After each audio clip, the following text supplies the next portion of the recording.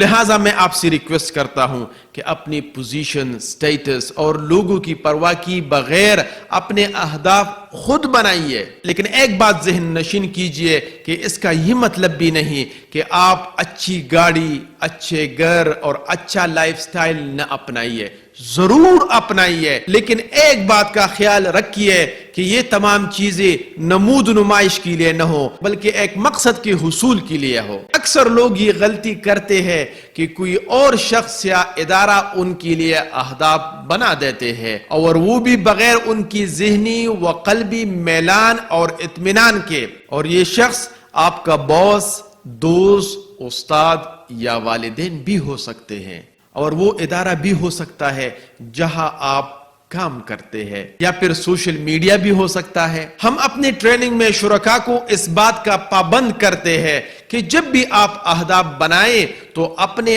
آپ سے ضرور یہ سوال کر لیجئے کہ میں حقیقت میں کیا چاہتا ہوں۔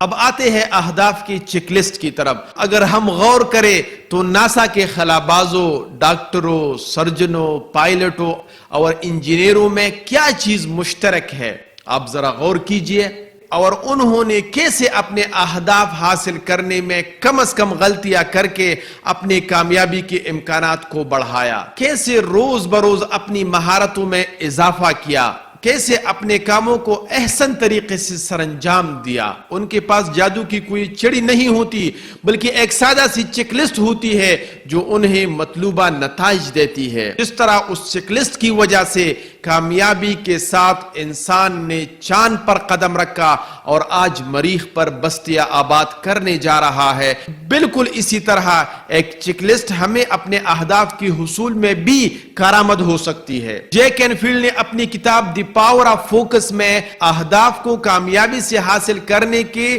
The top 10 goals check list کے عنوان سے چیک لسٹ تحریر کی ہے، جس کو ہم اس ویڈیو کورس میں تفصیلاً ذکر کریں گے انشاءاللہ۔ آپ ضرور اس ویڈیو کورس کو مکمل دیکھ لیجئے گا اگر آپ چاہتے ہیں کہ آپ کا ویژن اور اہداف آسانی کے ساتھ حاصل ہو سکے۔ اب آتے ہیں اہداف بنانے کے لیے چیک لسٹ کی خصوصیات، یعنی آپ کی چیک لسٹ میں کون سی خصوصیات ہونی چاہیے۔ تو سب سے پہلی خصوصیت یہ ہے کہ آپ کے اہداف آپ کے اپنے ہونے چاہیے۔ اکثر لوگ یہ غلطی کرتے ہیں کہ کوئی اور شخص یا ادارہ ان کے لیے اہداف بنا دیتے ہیں، اور وہ بھی بغیر ان کی ذہنی و قلبی میلان اور اطمینان کے، اور یہ شخص آپ کا باس، دوست، استاد یا والدین بھی ہو سکتے ہیں، اور وہ ادارہ بھی ہو سکتا ہے جہاں آپ کام کرتے ہیں، یا پھر سوشل میڈیا بھی ہو سکتا ہے۔ ہم اپنے ٹریننگ میں شرکاء کو اس بات کا پابند کرتے ہیں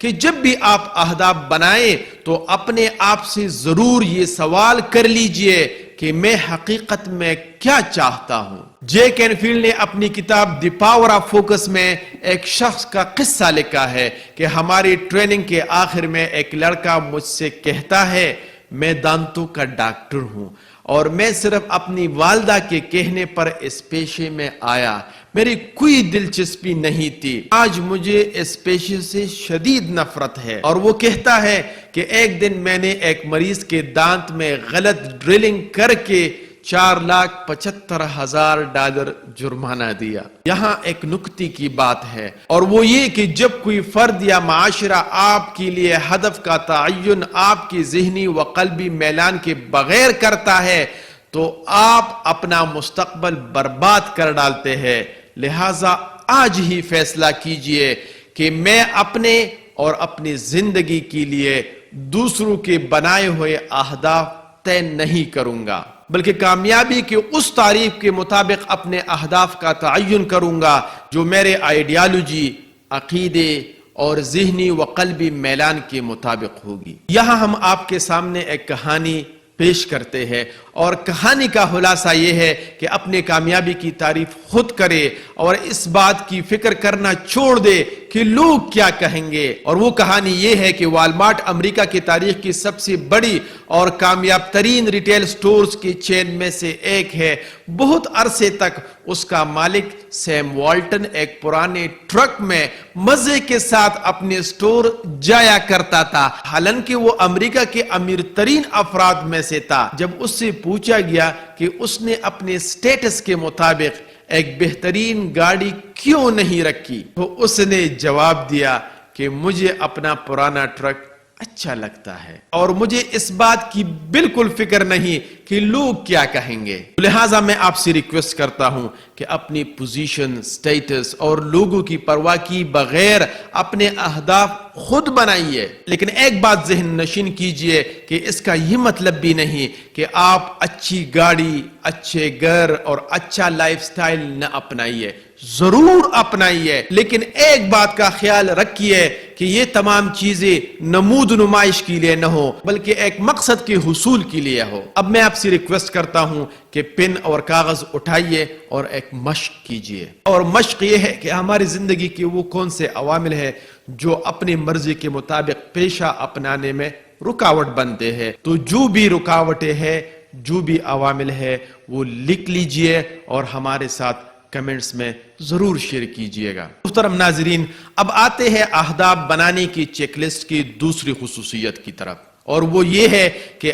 آپ کے اہداف بامقصد ہونے چاہیے۔ اور اہداف کیسے بامقصد بنائیے، اس کے لیے ہم آپ کو ڈاکٹر امجد ثاقب کی کہانی ذکر کرتے ہیں۔ ڈاکٹر امجد ثاقب صاحب نے اپنی زندگی پاکستان کے پسماندہ لوگوں کی خدمت اور غربت کے خاتمے کے لیے وقف کر رکھی ہے۔ ڈاکٹر ثاقب نے اپنے کیریئر کا آغاز میڈیکل میں کیا اور بعد میں پاکستان کے سول سروسز میں شمولیت کی وجہ سے چھوڑ دیا، اور پھر بیوروکریسی میں مختلف اعلیٰ سطحی عہدوں پر خدمات انجام دینے کے بعد انہوں نے سول سروسز سے بھی استعفیٰ دے دیا تاکہ لانگ ٹرم اور پائیدار سماجی خدمت کے لیے اپنی زندگی وقف کر سکے۔ ڈاکٹر امجد ثاقب صاحب اخوت فاؤنڈیشن کے بانی اور ایگزیکٹو ڈائریکٹر ہے، جو دنیا کے سب سے بڑی اسلامی مائکرو فائنانس تنظیم ہے، اور اس تنظیم نے صرف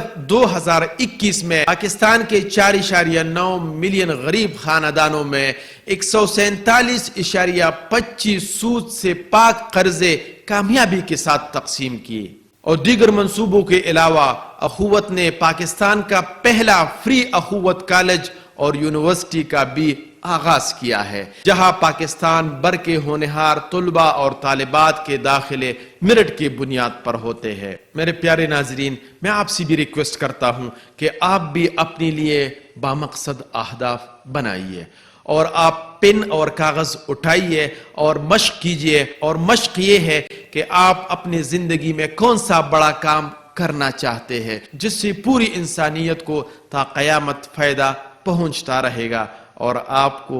قیامت تک ثواب بھی ملتا رہے گا۔ تو آپ اپنے کمنٹس ہمارے ساتھ بھی ضرور شیئر کیجئے گا۔ یہاں ایک نقطہ نوٹ کیجئے، اور وہ یہ کہ جب آپ اپنے مستقبل کے اہداف لکھتے ہیں تو مندرجہ ذیل سوالات اپنے آپ سے ضرور پوچھئے گا، اور وہ سوالات یہ ہے۔ پہلا سوال یہ ہے، میرے لیے واقعی کیا اہم ہے؟ اور دوسرا سوال یہ ہے، میرا مقصد کیا ہے؟ اور تیسرا سوال یہ ہے، میں اپنے مقصد کے حصول کے لیے کن کن چیزوں کو چھوڑنے کے لیے تیار ہوں؟ اور چوتھا سوال یہ ہے، میں اپنے مقصد کے حصول کے لیے کن کن چیزوں کو اختیار کرنے کے لیے تیار ہوں؟ میرے پیارے ناظرین، سوچنے کا یہ عمل آپ کی کلیئرٹی میں انشاءاللہ مزید اضافہ کرے گا۔ کسی بھی نئے کام کو شوق سے کرنے کے اسباب وہی ہوں گے جو آپ کو آگے بڑھنے کی توانائی اور جذبہ فراہم کرتی ہے۔